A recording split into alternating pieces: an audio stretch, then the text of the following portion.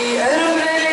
á fyrstu braut er Sigrún Ásta Atladóttir KR, á annarri braut er Klara Sif Sverrisdóttir Breiðablik, á þriðju braut er Regína Lilja Gunnlaugsdóttir Breiðablik, á fjórðu braut er Kristín Helga Hákonardóttir Breiðablik, á fimmtu braut er Hrefna Rós Gunnarsdóttir Ægir og á sjöttu braut er Hrefna María Heiðarsdóttir Ægir.